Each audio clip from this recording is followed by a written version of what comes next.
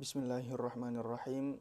Alhamdulillahirabbil alamin wassalatu wassalamu ala sayyidil mursalin habibina wa syafi'ina Muhammadin wa ala alihi wa sahbihi ajmain. Amma ba'du. Alhamdulillah, kita akan melanjutkan di pembahasan kali ini dalam kajian kitab Al-Wajiz fi Ahkamis Shiyam, yang mana selanjutnya kita akan membahas tentang permasalahan yang banyak terjadi di dalam puasa, khususnya puasa Ramadan, yaitu tentang bagaimana hukum puasanya orang yang sedang hamil atau menyusui atau yang sedang di dalam perjalanan atau musafir. Kapankah mereka itu boleh untuk tidak berpuasa? Apa saja syarat-syaratnya? Dan kapankah mereka itu harus puasa dan juga membayar fidyah, dan kapan mereka itu cukup hanya mengqadha puasanya saja. Di sini musannif menjelaskan, bismillahirrahmanirrahim, ar-rukhsah fil iftar lil musafir wal marid wal murdi' wal hamil, yaitu keringanan untuk tidak berpuasa. Iftar itu kalau kita lihat di dalam kamus, maknanya itu berbuka puasa. Cuma di sini itu maknanya kalau diartikan berbuka puasa saja, kalau menurut Al-Faqir itu kurang cocok. Kenapa? Karena ya kalau sefahamnya Al-Faqir, berbuka itu artinya ya ketika kita sudah menyelesaikan puasanya. Sedangkan pembahasan di sini yang dimaksud al-iftar di sini itu bukan ketika seseorang tersebut sudah berpuasa, bahkan untuk tidak berpuasa sama sekali.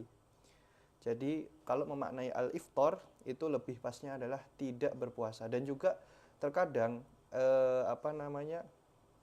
di dalam bab puasa itu penggunaan lafaz iftar kalau dimaknai dengan berbuka atau dengan menahan makan dan minum itu kurang pas. Kenapa? Karena ya iftar itu nggak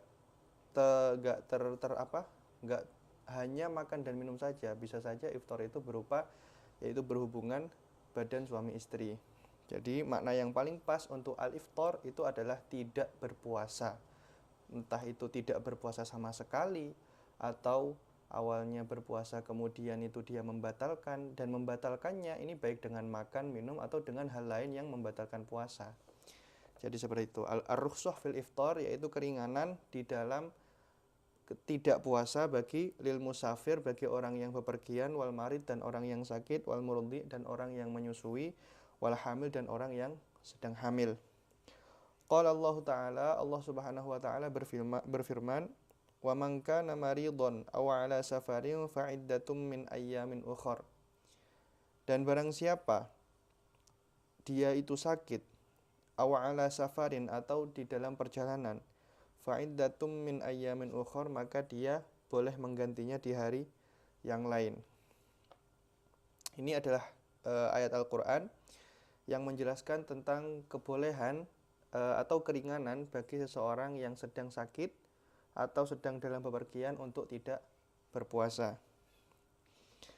Kemudian di sini wa fi hadithi Anas bin Malik Al-Ka'bi, dan di dalam hadis yang diriwayatkan oleh Sayyidina Anas bin Malik Al-Ka'bi radhiyallahu anhu marfu'an, yang berupa hadis marfu', yaitu disandarkan kepada Nabi, innallaha wada'a 'anil hamili awil murdi'i as-shauma awis siyam. Innallaha, sesungguhnya Allah, wada'a itu meletakkan, dalam artian tidak mewajibkan, 'anil hamili daripada orang yang sedang hamil, awil murdi'i atau orang yang sedang menyusui, as-shauma yaitu apa? Yaitu perintah untuk berpuasa, ausyam atau berpuasa, ya sama saja itu.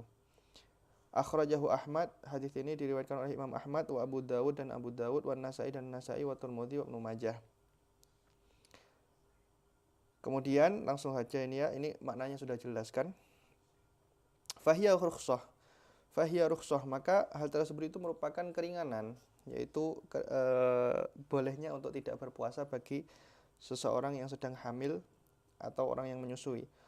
Waqad nassal Qur'anu, dan Al-Qur'an sudah menas, ala wujubil qada'i, atas kewajiban mengqadha, min ayyamin ukhur di hari-hari yang lain, alal musafiri bagi seseorang yang sedang bepergian, wal marid dan orang yang sakit, wal hamil dan orang yang hamil, wal murdi' dan orang yang menyusui, fi hukmil maridi itu di dalam hukum marid, dalam artian orang yang hamil dan orang yang sedang menyusui itu dihukumi seperti halnya orang yang sedang sakit, dalam artian kurang sehat.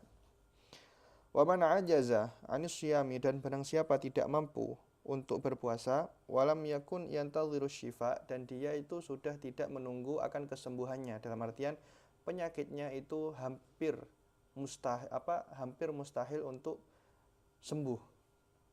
Kaba'dil mardha seperti halnya sebagian orang yang sakit bil kila dengan penyakit kila ini kalau nggak salah penyakit ginjal, walgal dan penyakit hati, au mana'ahu tabib atau seorang dokter itu melarang dia, al-hadhiq yaitu dokter yang profesional atau dokter spesialis yang pintar, yang cerdas, melarang dia minhu daiman akhrajal fidyah, maka dia daiman akhrajal fidyah ay akhrajal fidyah daiman, maka dia itu boleh untuk tidak berpuasa dan diwajibkan untuk membayar fidyah.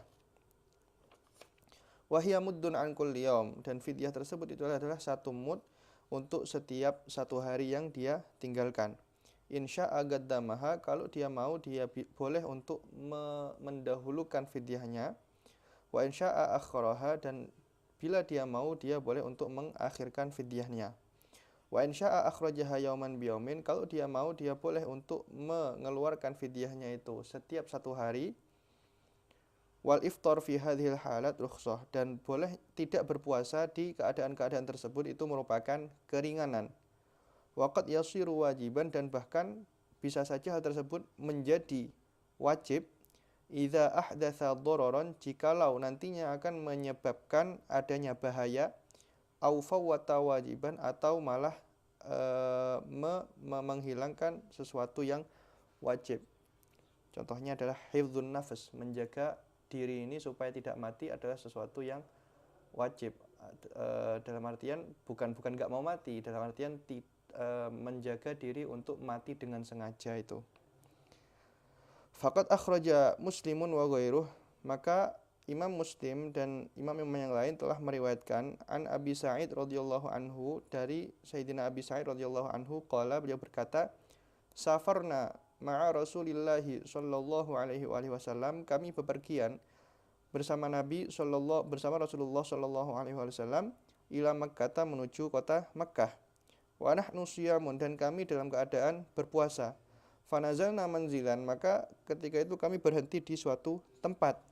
Faqala sallallahu alaihi wasallam maka Nabi sallallahu alaihi wasallam bersabda, innakum qad danautum min aduwikum wal fitru agwa. Innakum qad danautum min aduwikum. Sesungguhnya kalian itu telah dekat dengan musuh kalian.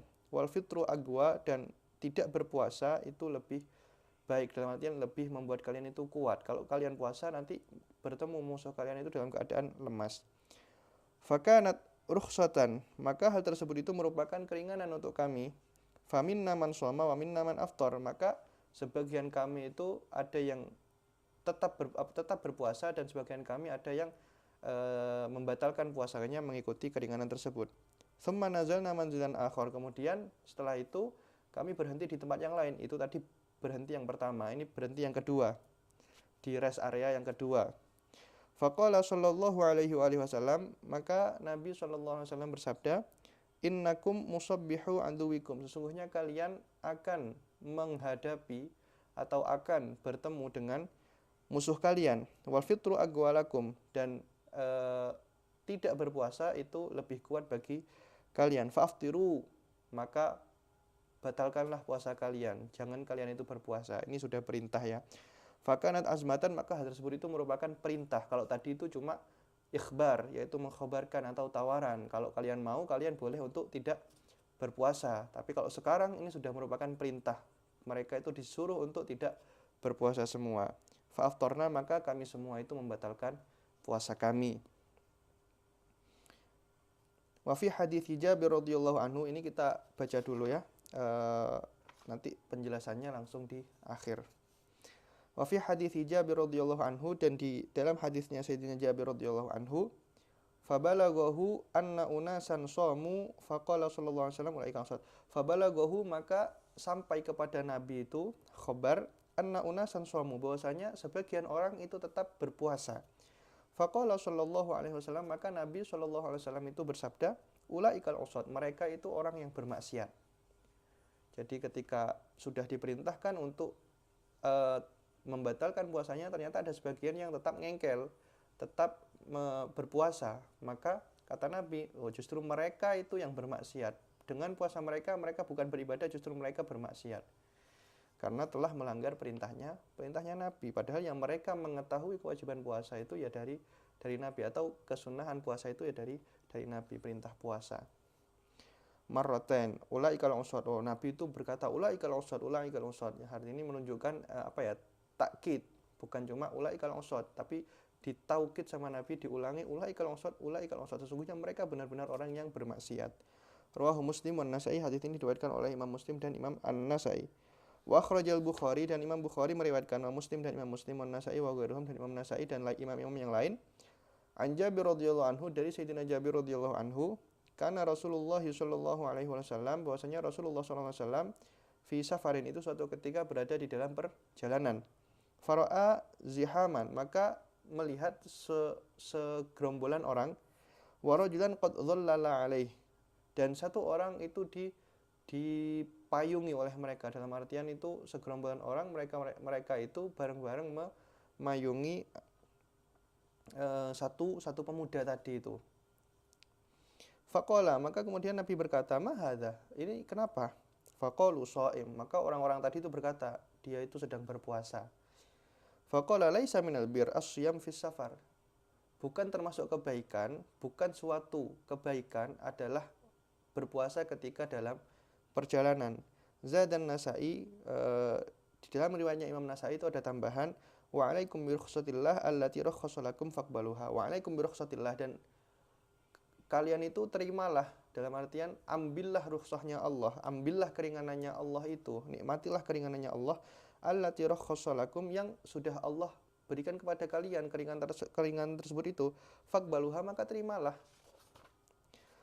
Wa Ibnu Umar radhiyallahu anhuma, dan dari Sayyidina Ibnu Umar radhiyallahu anhuma diriwayatkan bahwasanya innallaha tabaraka wa ta'ala yuhibbu an tu'taru khasuhu kama yakrahu an tu'ta ma'siyatuhu.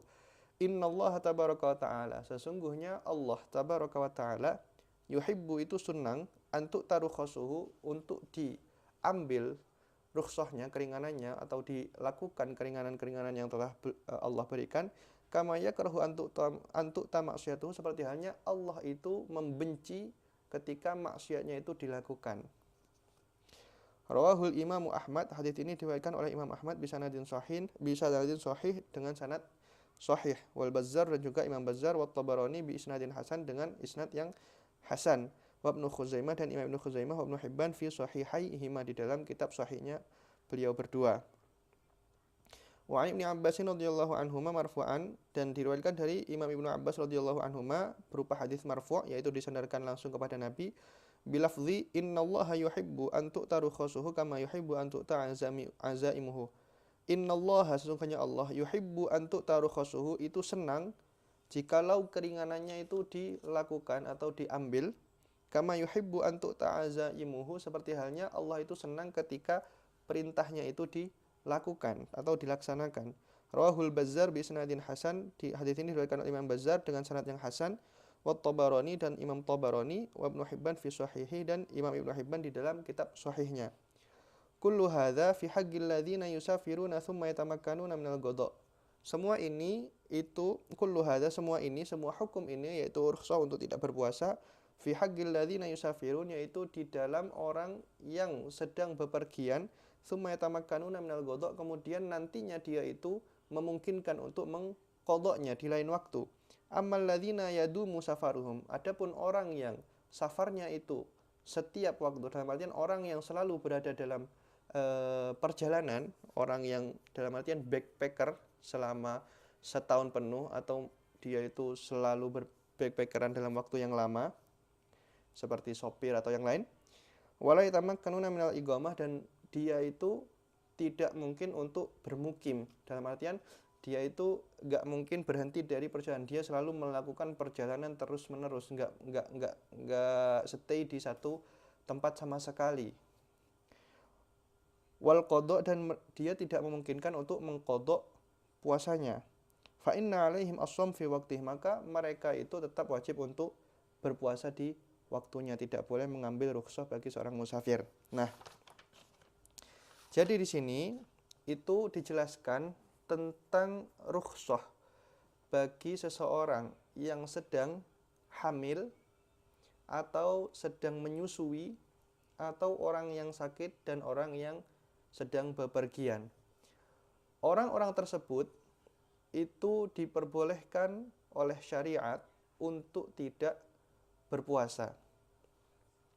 Pertama, perlu kita ketahui bahwasanya rukhsah tidak berpuasa bagi orang-orang tersebut itu tidak mutlak. Dalam artian ada syaratnya dan ada ketentuan-ketentuannya. Dan pertama kita akan membahas musafir. Nah, orang yang bepergian, orang yang melakukan perjalanan, itu kapankah diperbolehkan untuk tidak berpuasa? Dalam artian boleh untuk meninggalkan puasa. Ada beberapa syarat yang harus dipenuhi ketika seseorang yang musafir itu ingin tidak berpuasa. Yang pertama, dia itu perjalanannya harus perjalanan yang jauh. Berapakah perjalanan jauh itu? Perjalanan jauh itu adalah perjalanan yang diperbolehkan untuk mengqashar sholat, yaitu 2 marhalah. Atau kalau pakai kilometer itu perjalanannya kurang lebih sekitar 80 sampai 90 kilometer. Kalau perjalanannya dia itu kurang dari jarak tersebut, semisal itu 70 km ke bawah, yang sudah pasti nggak mungkin nyampe marhalatain, maka dia itu tidak diperbolehkan untuk meninggalkan puasanya. Kalau perjalanannya itu pendek, sekalipun dia toh disebut musafir, dia musafir karena pergi dari kotanya, tapi perjalanannya itu perjalanan pendek, maka dia itu tidak diperbolehkan untuk meninggalkan puasanya, dalam artian tetap diharuskan untuk berpuasa. Kemudian yang kedua, perjalanannya itu harus berupa perjalanan yang mubah, yaitu perjalanan yang diperbolehkan oleh syariat. Dalam hal ini maka terkecualikan adalah perjalanan yang diharamkan oleh syariat. Apakah perjalanan yang diharamkan oleh syariat? Yaitu perjalanan yang diniatkan untuk melakukan maksiat kepada Allah, yang mana seseorang tersebut melakukan perjalanan tersebut dengan niatan untuk melakukan maksiat kepada Allah Subhanahu wa taala, atau untuk melakukan perkara yang diharamkan oleh syariat. Adapun kalau nanti itu semisal kecampur, semisal kayak dia itu niatnya maksiat dan ada niat baiknya, nanti itu ada pembahasannya sendiri. Ala kulli hal, intinya perjalanannya itu harus perjalanan yang diperbolehkan oleh syariat, dalam artian bukan perjalanan yang diharamkan oleh syariat. Apakah perjalanan yang diharamkan oleh syariat? Yaitu perjalanan yang diniatkan dia melakukan perjalanan tersebut dengan niat untuk melakukan suatu keharaman atau suatu kemaksiatan. Itu syarat yang kedua. Lalu syarat yang ketiga adalah dia harus melakukan perjalanan tersebut sebelum subuh. Dalam artian dia itu sudah harus berstatus sebagai musafir sejak terbitnya fajar. Jadi kalau semisal seseorang itu bepergian, tapi bepergiannya itu di siang hari, semisal bepergiannya itu ketika waktu zuhur, maka dia tidak boleh untuk membatalkan puasanya sekalipun dia itu bepergian jauh. Kenapa? Karena dia itu ketika terbit fajar itu masih dalam keadaan mukim, belum dalam keadaan musafir yang diperbolehkan untuk tidak berpuasa. Sehingga ketika sudah kadung dia itu berpuasa, dia harus melanjutkan puasanya. Baru nanti semisal hari kedua Dia itu semisal perjalanannya masih terus, nggak selesai sampai hari kedua, baru nanti ketika hari kedua dia boleh untuk tidak berpuasa. Jadi intinya syarat yang ketiga, dia itu sejak subuh, sejak terbit fajar itu sudah berstatus sebagai musafir. Kok ternyata dia itu melakukan perjalanannya itu di di setelah fajar, dalam artian sudah masuk waktu subuh, maka dia itu tidak diperbolehkan untuk membatalkan puasanya. Jadi seperti itu ya. Sejak subuh itu dia harus sudah berposisi sebagai musafir. Imma itu dengan dia itu berangkatnya ketika sebelum subuh, ketika belum terbit fajar, atau dia itu perjalanan berangkat siang hari, maka dia diperbolehkan untuk tidak berpuasa di hari keduanya. Kalau dia tetap sebagai musafir. Kenapa ya? Karena ketika hari kedua dia itu ketika masuk waktu subuh sudah berstatus sebagai musafir. Jadi itu adalah 3 syarat orang yang bepergian itu diperbolehkan untuk meninggalkan puasa. Jadi yang pertama, perjalanannya harus perjalanan jauh, yaitu perjalanan 2 marhalah.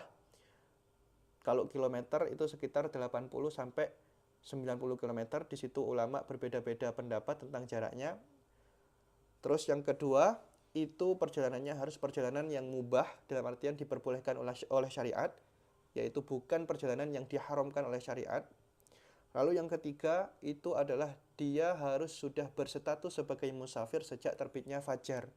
Jadi imma dia itu keluar atau bepergian sejak sebelum fajar ketika waktu sahur atau malam hari, atau dia itu bepergiannya ketika siang hari tapi baru diperbolehkan untuk meninggalkan puasa di hari kedua ketika dia itu tetap masih dalam perjalanannya. Jadi itu adalah 3 syaratnya. Bukan setiap orang yang berstatus musafir itu boleh untuk meninggalkan puasa, enggak. Itu syaratnya. Kemudian yang kedua itu adalah orang yang menyusui atau orang yang sedang hamil. Nah, orang yang menyusui atau orang yang hamil itu diperbolehkan untuk meninggalkan puasanya kapan? Yaitu yang pertama, ketika dia takut atas dirinya. Semisal dia itu hamil atau dia itu menyusui. Kalau dia puasa, maka dia takut kalau dirinya itu akan lemah sehingga nanti jatuh sakit. Maka dia diperbolehkan untuk tidak berpuasa. Atau yang kedua, dia itu takut kepada anaknya. Semisal dia hamil atau menyusui, kalau dia berpuasa, maka nanti anaknya ini takutnya yang di dalam kandungan nanti ikut terkontaminasi sehingga nanti ikut lemah, takut ada apa-apa. Atau semisal yang menyusui itu takutnya nanti susunya itu kurang sehat atau bagaimana sehingga nanti anaknya itu sakit-sakit atau ada sesuatu yang terjadi pada anaknya.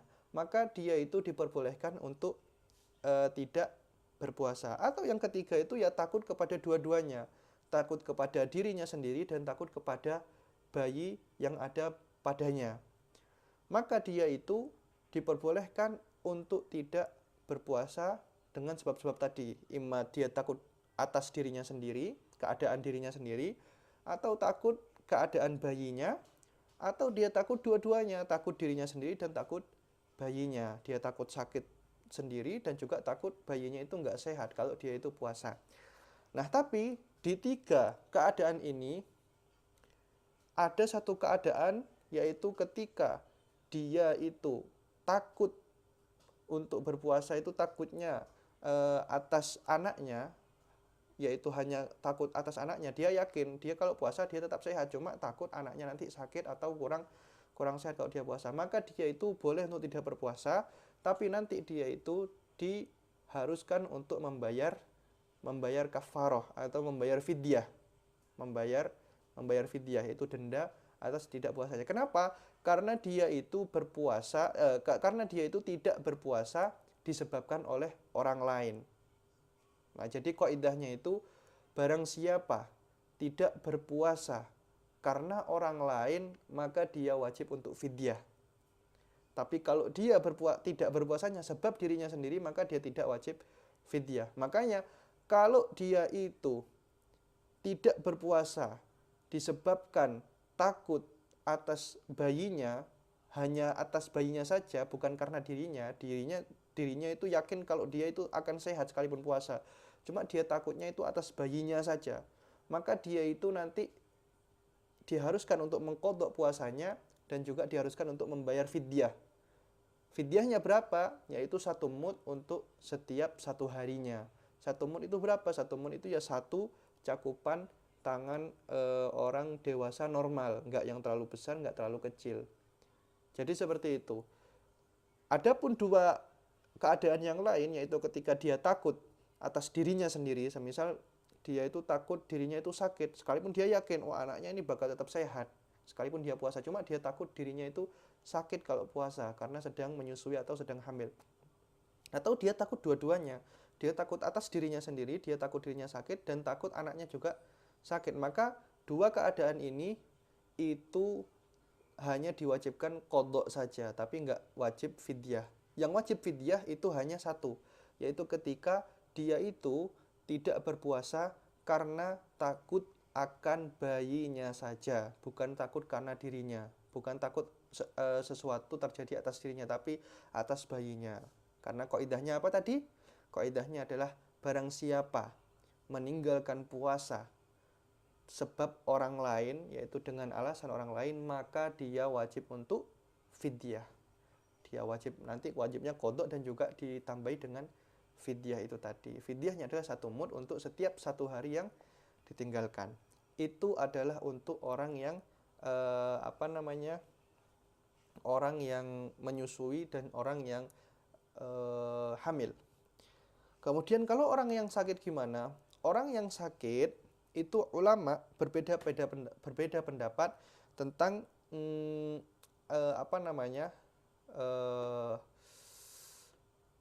sakit yang bagaimana yang diperbolehkan dia itu untuk tidak berpuasa. Sebagian itu saya tadi baca di tafsir Baghawi tentang ayat wa man kana maridun aw ala safarin ila akhirih, itu banyak pendapat ulama tentang memaknai dhobit atau batasan penyakit yang diperbolehkan untuk tidak berpuasa. Sebagian itu ada yang berpendapat setiap sesuatu yang dianggap itu sakit, setiap sesuatu yang kalau orang itu bilang itu sakit, hatta itu sakitnya khafif, semisal jerawat atau sakit-sakit yang lain. Bahkan itu disebutkan di situ, ketika itu ada satu imam ya yang disebutkan di tafsir Baghawi itu, dia tidak berpuasa. Ketika ditanya, kenapa kok tidak berpuasa? Yaitu karena jarinya itu sakit katanya, jarinya sakit. Ya padahal ya nggak ada hubungannya kan, orang yang berpuasa itu ya kan yang banyak bekerja itu ya perutnya, badannya itu kan. Sedangkan jarinya ini kan kayak nggak ada kaitannya dengan puasa itu kan. Dia makan atau minum ya jarinya tetap sakit. Tapi di situ ada ulama yang memperbolehkan. Terus ada juga yang berpendapat itu bahwasanya penyakit yang diperbolehkan untuk tidak berpuasa adalah penyakit yang diperbolehkan untuk duduk ketika seseorang itu sholat. Dalam artian boleh untuk sholat duduk. Dan penyakit yang diperbolehkan untuk seseorang itu melakukan sholat duduk itu ulama berbeda pendapat. Kalau Imam Romli itu adalah penyakit yang sekiranya dapat mengganggu kekhusyuan seseorang tersebut itu ketika sholat. Semisal ya pusing sedikit kalau ternyata itu dapat mengganggu kekhusyuan seseorang tersebut itu ketika sholat, maka dia boleh untuk sholat duduk. Dalam artian kalau dia berdiri itu dia nggak khusyuk karena dia pusing, tapi kalau duduk itu lebih khusyuk. Maka menurut Imam Romli itu boleh untuk sholat dengan keadaan duduk. Tapi kalau Imam Ibnu Hajar itu nggak seperti itu. Jadi harus sakit yang memang sudah nggak bisa ditahan dengan berdiri, mengharuskan dia itu dengan duduk, maka itu baru boleh untuk sholat duduk. Tapi ya itu sekali lagi nggak ada kaitannya dengan puasa, karena itu ya di bab sholat. Kalau sholat itu ya karena dilakukannya ada berdirinya, sedangkan puasa sekalipun dilakukan secara duduk bahkan berbaring sehari full itu bisa saja, nggak ada kaitannya dengan duduk atau enggaknya. Maka alasan atau ilat sakit itu, yaitu sakit yang diperbolehkan duduk ketika sholat, itu kurang berkaitan. Makanya yang mu'tamad penyakit yang diperbolehkan bagi seseorang tersebut itu tidak berpuasa adalah apa?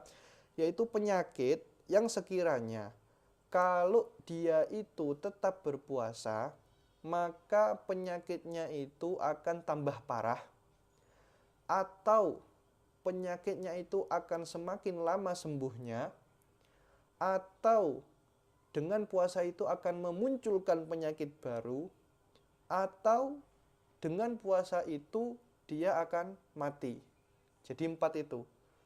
Yang muktamad kapan boleh puasa yaitu jikalau dengan puasa penyakitnya tambah lama sembuhnya, atau dengan puasa penyakitnya tambah parah, atau dengan puasa akan muncul masalah baru, akan muncul penyakit baru, atau dengan puasa dia nanti malah bisa-bisa mati. Maka 4 keadaan ini itulah yang muktamad, yang diperbolehkan untuk seseorang yang sakit itu tidak berpuasa. Jadi bukan sembarang sakit. Ini sakit jari apa kaitannya dengan berpuasa? Puasa itu ya kaitannya kan menahan makan dan minum, yaitu yang banyak bekerja itu perutnya. Sedangkan jari ini nggak ada kaitannya dengan makan dan minum. Mau dia itu tetap makan, mau dia itu meninggalkan makan, ya sakitnya kalau di jari kan tetap sama. Atau yang tadi itu alasan kedua yaitu penyakit yang diperbolehkan duduk ketika sholat, nggak ada kaitannya.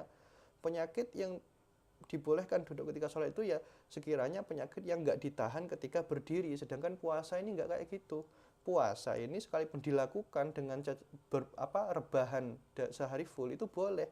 Maka menyamakan penyakit yang diperbolehkan untuk duduk ketika sholat dengan penyakit yang diperbolehkan untuk tidak puasa itu kurang pas karena kaitannya itu berbeda. Jadi itu adalah penyakit yang diperbolehkan seseorang itu untuk tidak berpuasa. Nah, tapi di sini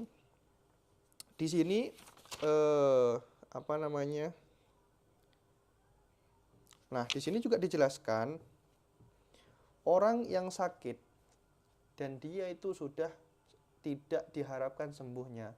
Kalau bahasanya itu adalah marad la yurja bur'uhu, yaitu penyakit yang sudah sangat parah yang seakan-akan itu mustahil untuk sembuh.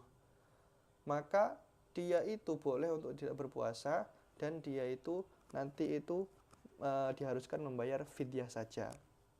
Jadi kalau semisal orang itu na'udzubillah kena penyakit itu mustahil untuk sembuh. Dan penyakit tersebut membuat seseorang itu tidak bisa berpuasa. Berbeda halnya kalau penyakitnya itu tetap memungkinkan untuk tidak berpuasa. Semisal orang sakit patah kaki atau kakinya itu harus dipotong. Ya itu memang penyakitnya nggak mungkin sembuh, kakinya nggak mungkin tumbuh lagi. Cuma ya kan itu nggak ada kaitannya dengan orang itu berpuasa. Dia tetap bisa berpuasa, mampu untuk berpuasa.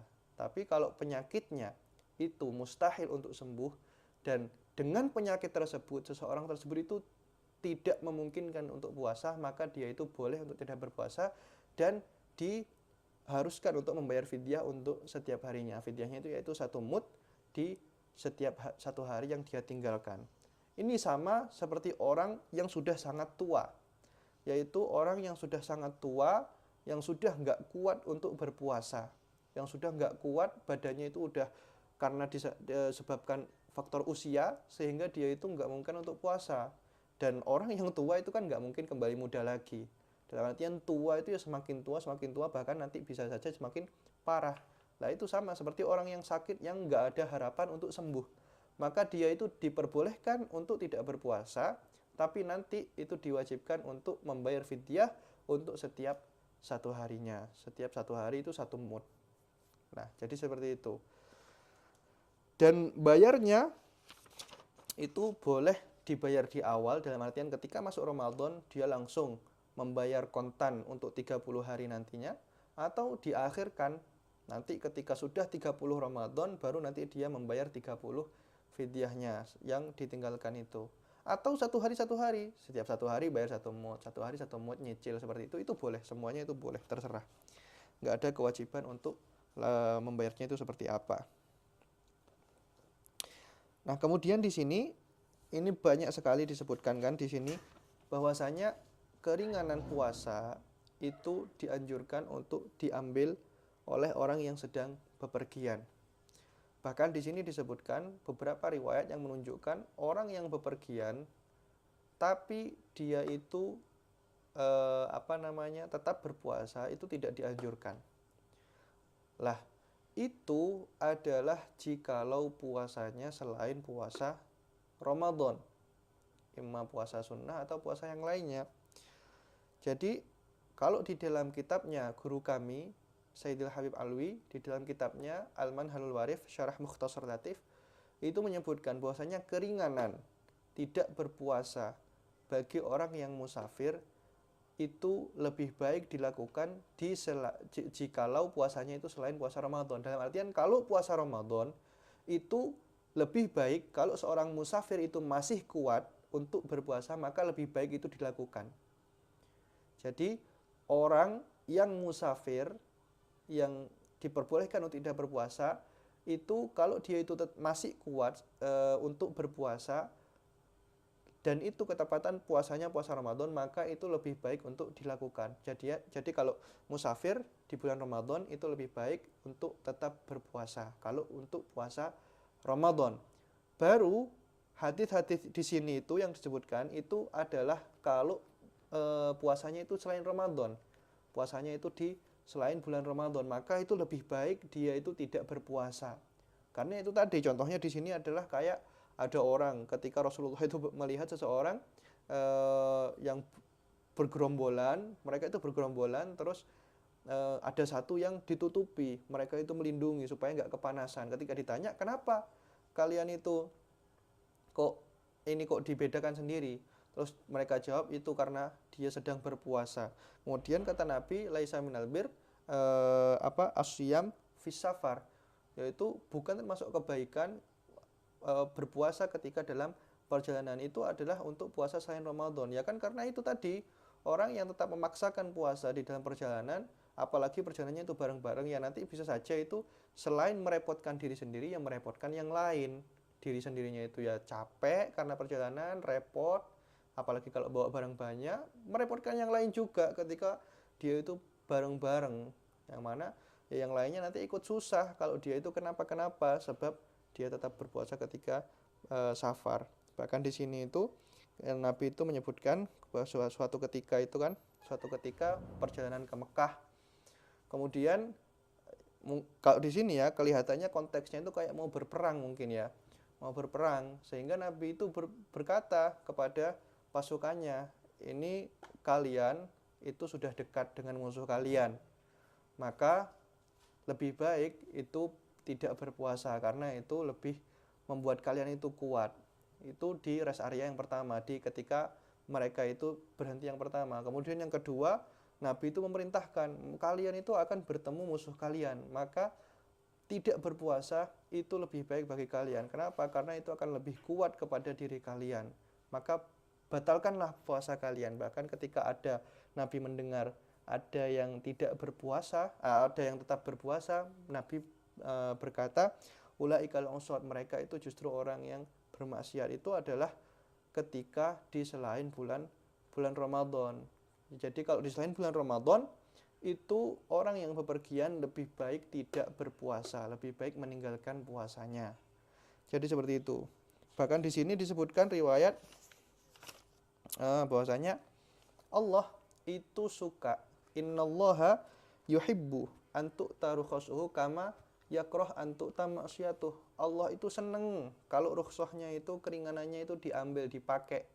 Seperti halnya Allah itu benci kalau maksiatnya itu dilakukan.